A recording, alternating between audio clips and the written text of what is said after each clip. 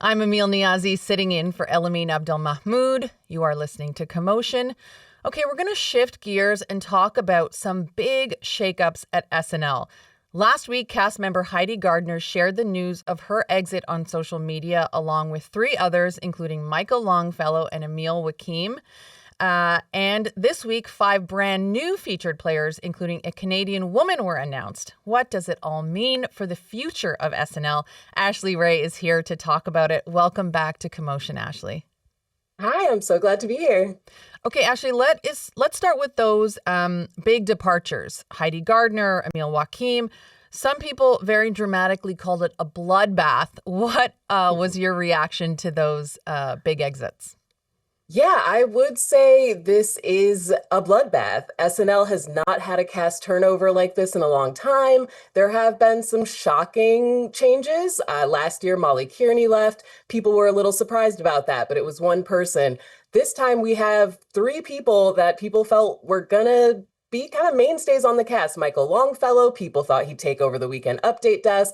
Devin Walker, people felt like he was kind of the next Keenan. And Emil Wakim, who people just loved as a featured player. To have all of them leave, it feels like SNL is really trying to go down a different path.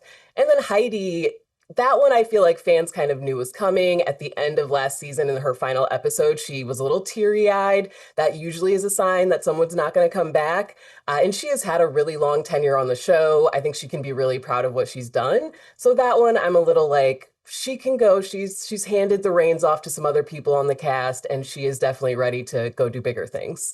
Right. And also some big shakeups behind the scenes as well, right? You have, got to shout out Torontonian Celeste Jim, who'd been writing on the show for 5 seasons. But also some other big ones. You and I were chatting just before we went on air. Let's talk about who left behind the scenes. Yeah, so Celeste Yim, like you said, was head writer. She will be leaving, which is very kind of surprising. They're someone who really defined like Bowen's voice on the show. They were really great when it came to helping some of the minority people on the staff, on the cast, really get their sketches on air. Really, your success on SNL depends on how much the writer's room likes you.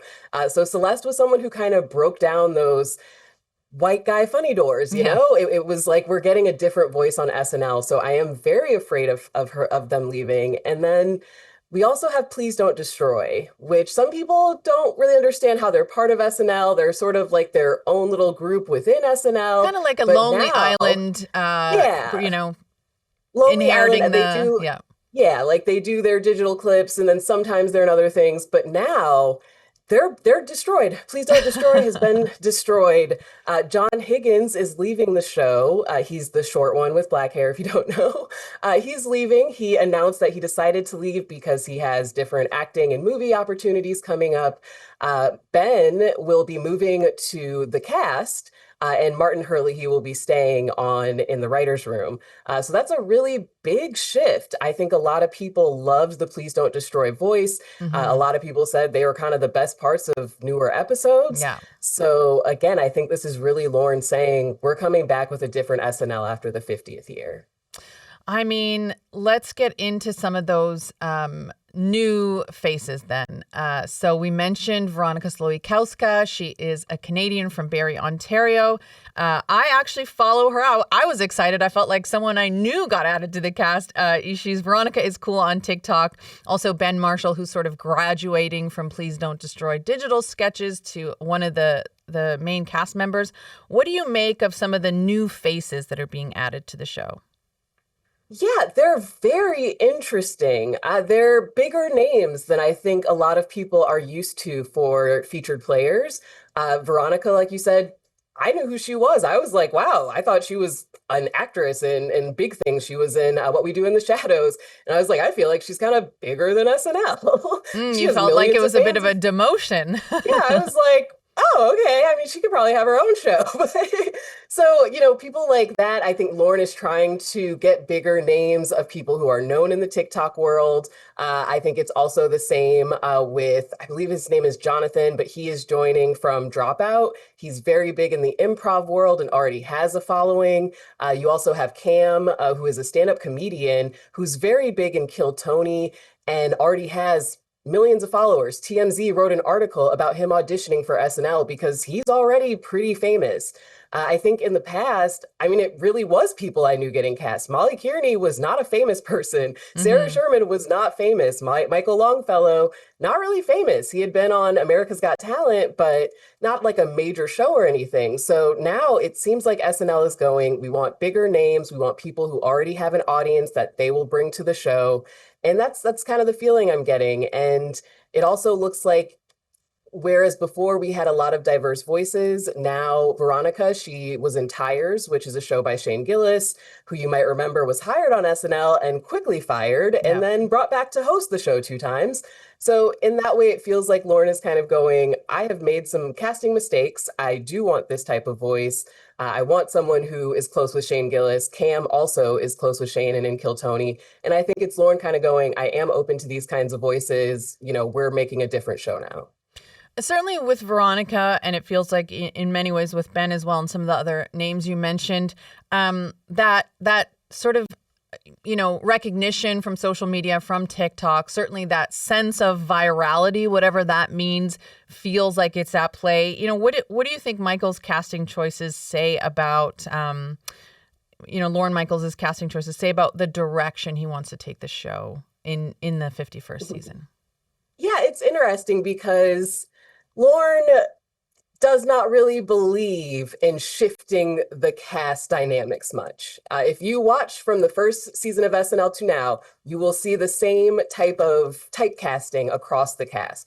So you'll typically have your young white guy who is the person all the girls have a crush on. That's your Andy Samberg, your Michael Longfellows. He kind of will use these same just structures and then just kind of load in new people. You'll typically have like a character actress type. That's a Heidi Gardner, your Chloe Fineman. You'll have someone who can sing. So that's a Maya Rudolph or Celeste, or not, what was her name?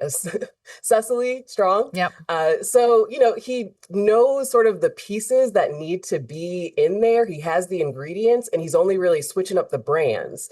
So, you know, Veronica coming on, she is someone who can do characters. I think he knows in his mind, that's going to be the next Heidi for me.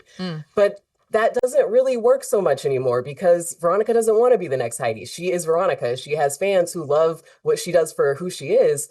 So the problem usually happens when those people join SNL and their fans want them, and Michaels is trying to sort of force them into these characters that he thinks the show needs. So, you know, are we really going to see Veronica's voice? I hope we do, but I think we're going to see her fitting into the SNL that Lauren believes has to happen.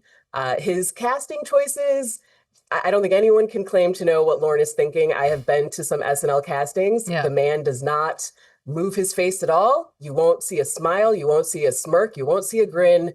He just stares, and at the end of it, you will be like, I guess maybe he liked someone. I saw Marcelo Hernandez audition, and if you had asked me that day, I would have said, I don't think Lauren liked him, but he is now one of the biggest stars on the show.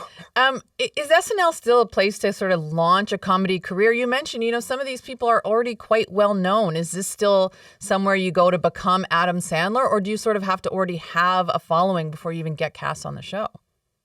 Now I think you really do have to have that following before you get cast. I think that's sort of the state of comedy now.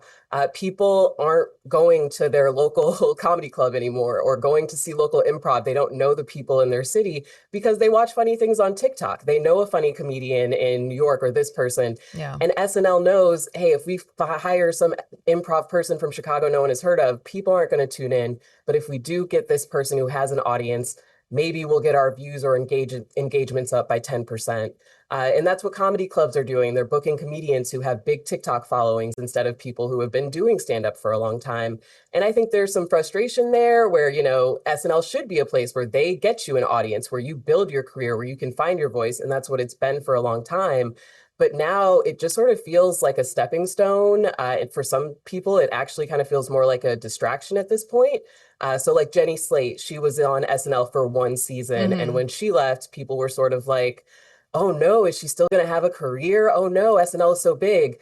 Obviously, Jenny Slate has had a career. She's been very successful outside of SNL. And I think with Amil, it's sort of the same. He had this one season, he's leaving, and people were like, well, actually, I think he's going to be fine. I think it'll be like Jenny, where people go, oh, right, he was on SNL, huh? Yeah, that's odd. Or Tim Robinson, where people just sort of remember him for things beyond SNL. So I think now it is something that is mostly for us deep comedy nerds. I think SNL is something that we really love, but I don't know that it's leading humor anywhere, Well, weekly. I think it's a lot, to be watching for in the 51st season. And Ashley, I really appreciate you having this conversation with us. Yeah, anytime. Ashley Ray is a comedian, writer, and pop culture critic based in LA, and SNL premieres on NBC on October 4th.